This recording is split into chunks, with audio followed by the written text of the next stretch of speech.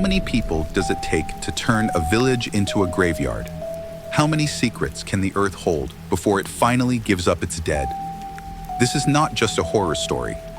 It's a piece of Russian history most people would rather forget.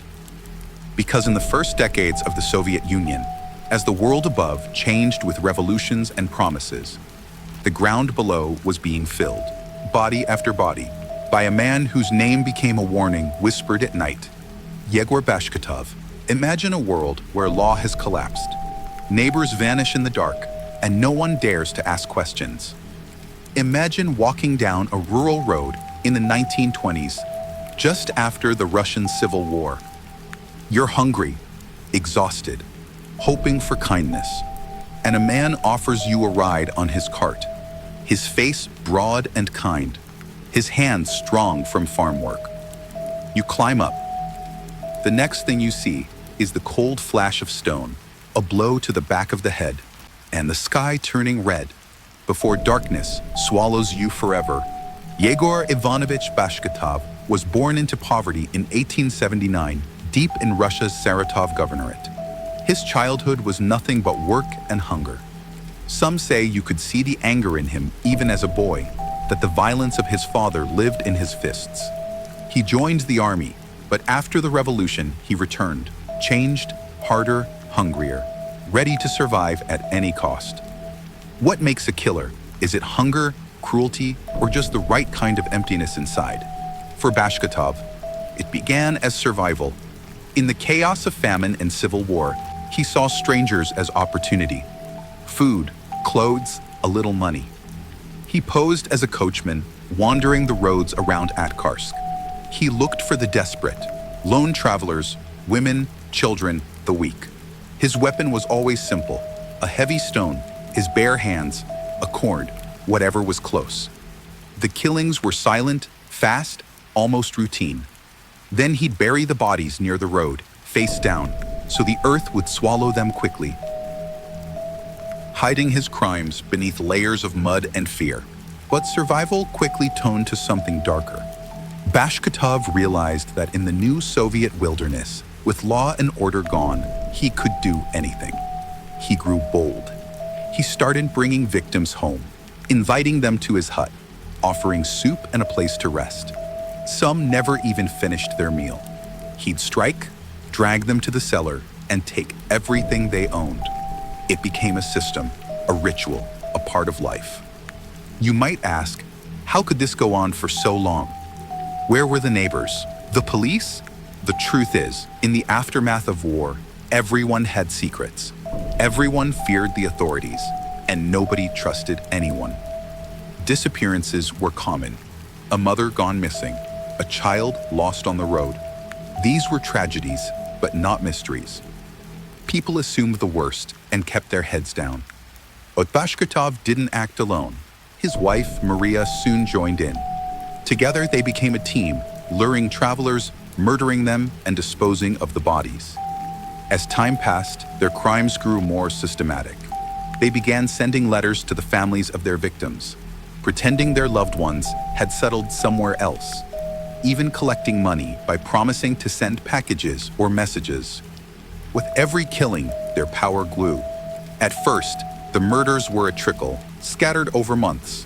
Then, as famine tightened its grip and refugees flooded the countryside, the killings became a flood. People vanished along the roads to Atkarsk, from markets, from passing trains. News began to spread: avoid Bashkatov's farm. But for many, it was already too late. The most terrifying part is this: Bashkatov was never in a hurry. He had patience. He waited for the right moment, the right victim, the right darkness. Some days, he and Maria would invite whole families to stay. By dawn, only the killers remained. What did they do with the bodies? In some cases, Bashkatov stripped them of clothes, valuables, even gold teeth. He dumped the corpses in shallow graves, covered them with straw or earth, sometimes even feeding remains to his pigs. The couple lived well by local standards, never rich, never slashy, but always with a little extra food, a little more comfort than their starving neighbors. But the story doesn't end there. because Bashkatov's crimes were not just the work of one man or even one family. Over time, others joined in. Relatives, neighbors, strangers drawn by greed or terror. What began as survival became a criminal enterprise, a gang with a single goal: to kill, to steal, to survive. By the late 1920s, Bashkatov's family had grown to nearly 30 people, each with blood on their hands. And all the while, the authorities remained blind. Sometimes, a traveling policeman would come asking questions, and Bashkatov would smile, offer a drink, tell a story about the dangers of the roads. The policeman would leave, perhaps a little uneasy, but always empty-handed. How many victims were there? Nobody knows for sure. Bashkatov himself kept a notebook, a tally of his work. By the end, it listed more than 450 names. Officially, he was convicted of 121 murders. But even this number barely scratches the surface. This is the kind of evil that hides in plain sight, that grows quietly in the cracks of society until it's too late to stop. For years, Yegor Bashkatov was just another peasant, just another survivor. But at night, when the wind rustled the grass over his fields, the earth whispered the truth. It was covering hundreds of secrets, waiting for the day someone would dare to listen. But nobody was listening, not yet. The killings would go on, the bodies would pile up, and the legend of Bashkatov would grow darker with each passing year.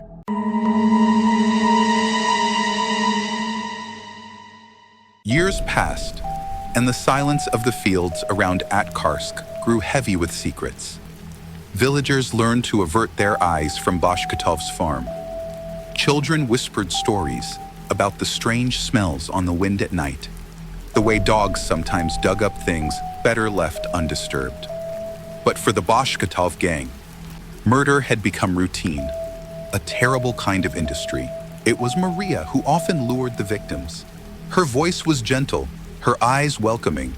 She'd spot a stranger, a traveler lost on the road, and invite them in for bread and warmth. Sometimes it was a whole family fleeing famine, a pair of desperate orphans, a merchant hoping to trade. The script rarely changed: a meal, a bed for the night, a quiet conversation by candlelight. Then, in the darkness, the fatal blow, a heavy stone to the skull, a silent struggle. Sometimes a pillow pressed to the face while they slept. Maria and Yegor worked together with a cold efficiency, stripping the bodies, emptying pockets, searching for hidden coins. But as time went on, greed and cruelty flourished. Relatives joined in, brothers, cousins, even neighbors, all hungry for survival, or simply too afraid to say no. Bashkatov, now a master of his craft, began dividing the work. Some watched for travelers, others dug graves. A few even forged letters to families of the missing, inventing stories about new jobs and faraway cities.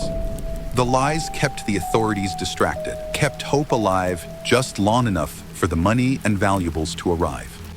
One by one, those who entered Bashkatov's home vanished without a trace. Some days the killings were spaced apart. Other times they happened in clusters, 3, 4, even 5 in a single week. The land behind the farmhouse became a mass grave. Sometimes, late at night, villagers saw torches flickering in the fields as the gang dug hurriedly, burying the night's victims before the sun could rise. The scope of their crimes was staggering. Bashkatov was not content with strangers. Eventually, he targeted locals too. Neighbors he envied, rivals he feared, anyone whose property tempted him. If he thought he could get away with it, he did. Even the closest friends were not safe. Some disappeared on their way home from market. Others vanished after borrowing tools or food. What is most disturbing is the absolute absence of remorse. When Bashkatov killed, he was methodical. No outbursts, no panic, just a businesslike approach to death. If a child cried in the night, Maria would hush them with a lullaby, only to silence them forever moments later. It was as if their hearts had turned to stone, unable to feel pity or regret. The gang became bolder, even arrogant.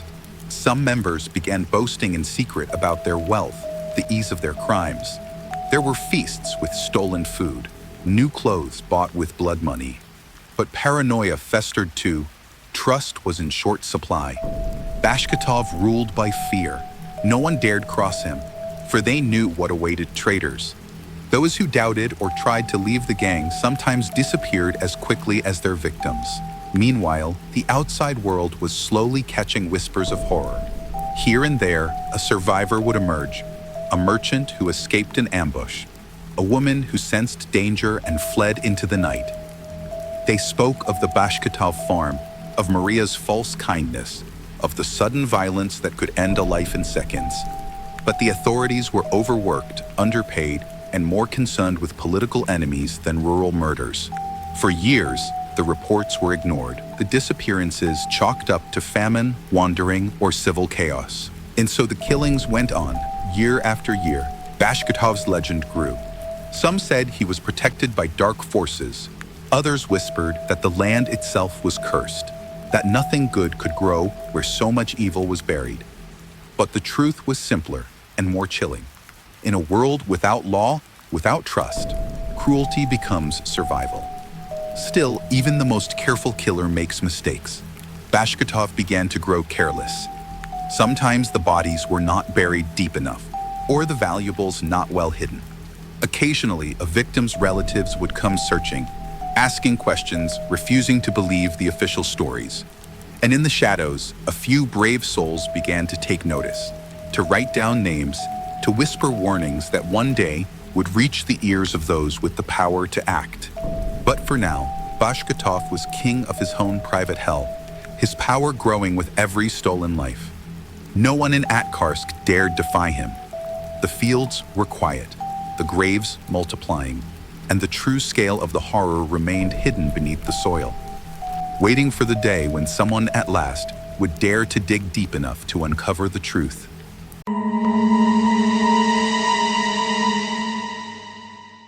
Winter in Atkarsk came early and harsh, each year a little colder, each night a little darker.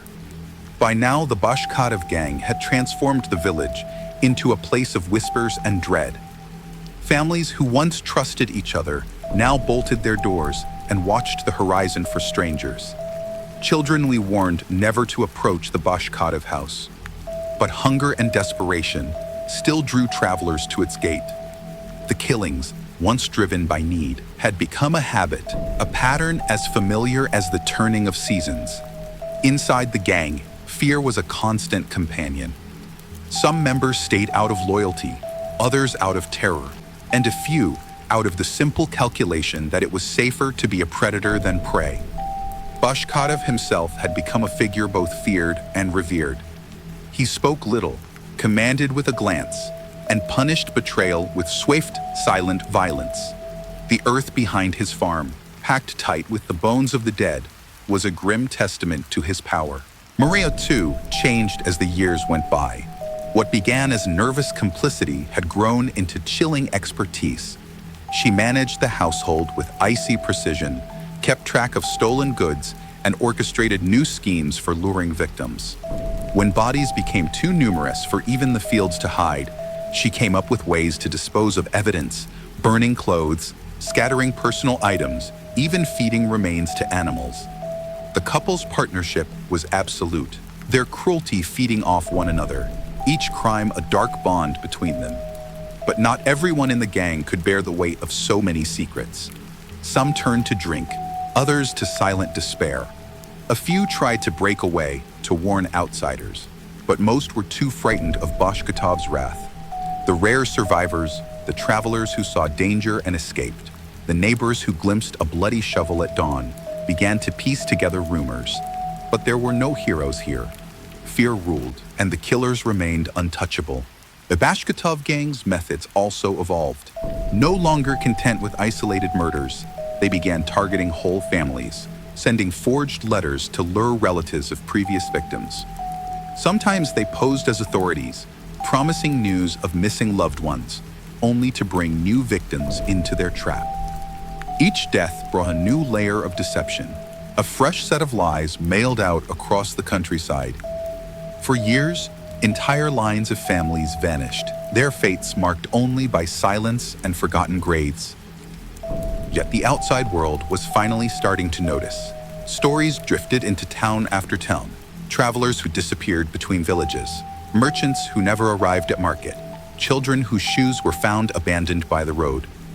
Occasionally, a survivor would stagger into a police station, babbling about a farm where people vanished, about a woman with a gentle smile and a man with dead eyes. But the Soviet bureaucracy was slow, and local authorities were suspicious of outsiders and overwhelmed by other crises.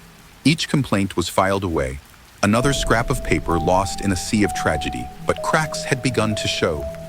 One cold morning, a local farmer digging a new well uncovered bones, small, delicate, unmistakably human. He kept silent at first, fearing retribution, but the story leaked out. Soon, a group of villagers gathered under the cover of darkness and began to dig around Bashkatov's land. What they found shocked even the hardest among them. Dozens of shallow graves, skeletons entwined, skulls fractured by heavy blows, scraps of clothing still clinging to broken ribs. Word spread quickly. Authorities could no longer ignore the evidence, and soon investigators arrived from the city. Bashkatov's calm demeanor did not falter. When questioned, he spun tales of old wars, wandering refugees, wild dogs dragging bones from ancient burial grounds. Maria, too, lied with conviction, her eyes flat and steady. The rest of the gang kept their heads down, refusing to speak, terrified of both the law and their former master. But the truth was finally clawing its way to the surface.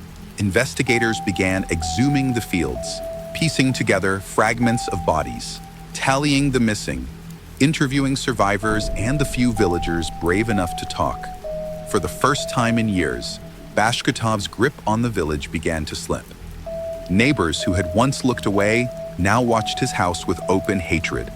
Former accomplices began to whisper behind closed doors, quietly preparing to save themselves when the reckoning came. Still, Bashkatov believed himself untouchable. He moved through the village as he always had, quiet, confident, almost invisible. But beneath the surface, the ground was shifting.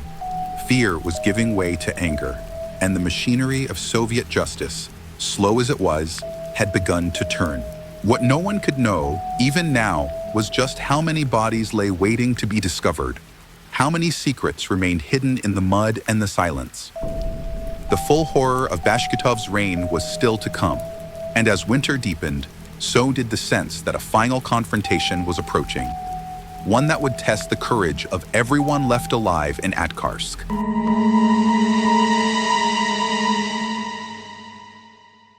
The investigation grew relentless, seeping into every crevice of Bashkatov's world.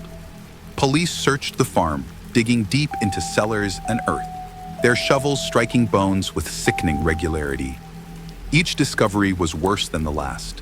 Whole families, sometimes generations, erased in a single night and buried in shallow graves. Items belonging to the missing were found scattered in outbuildings, hidden under loose floorboards, or repurposed by the gang as if they were meaningless trinkets. Word of the atrocities reached far beyond Atkarsk. The authorities, desperate to avoid scandal, but unable to ignore the mounting evidence, dispatched higher officials and seasoned detectives. For the first time, the scale of the crimes became undeniable. What began as whispers of missing travelers had blossomed into a tale of mass murder, one so grotesque that even the most cynical officers were shaken. Bashkatov himself remained a picture of composure.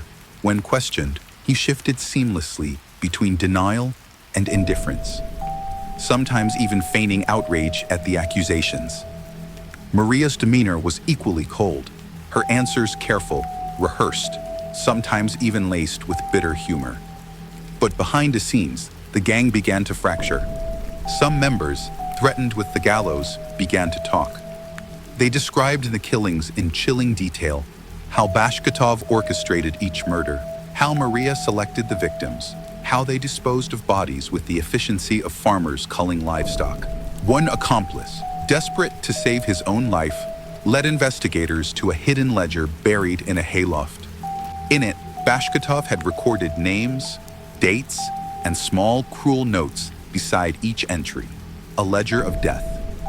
The scale was staggering, hundreds of entries, some marked simply as family, others with details of valuables taken.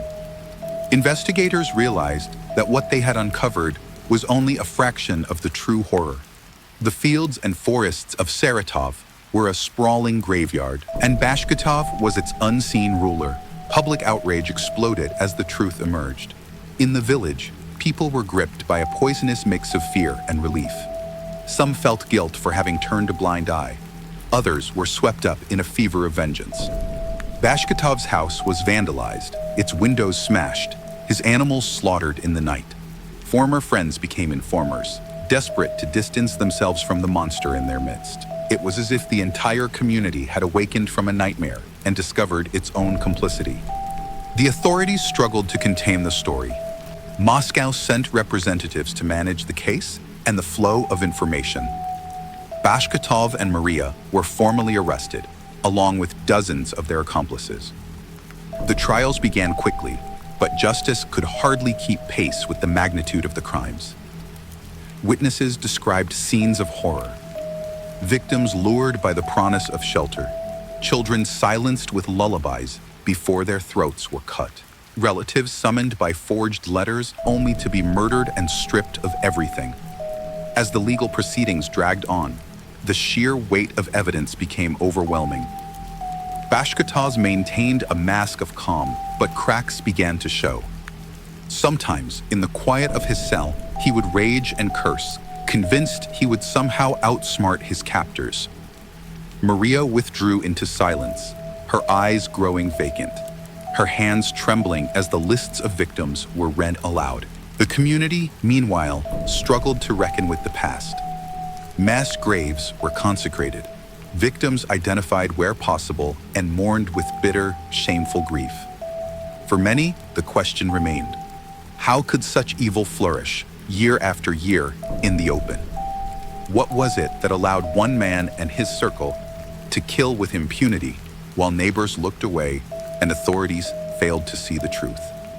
As the winter thawed and spring came to Akarsk, the world waited for a final verdict.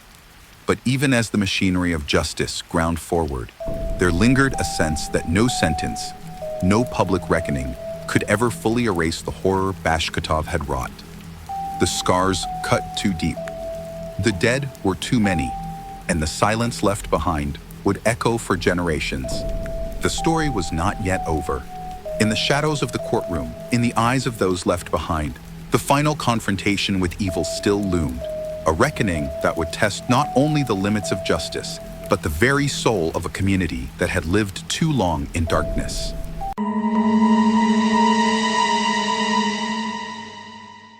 A courtroom is suffocating, heavy with the weight of hundreds of silent voices.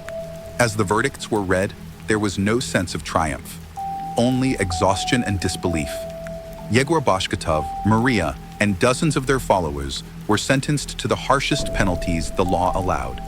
But even as the cell doors clanged shut, nobody in Akarsk truly believed it was over.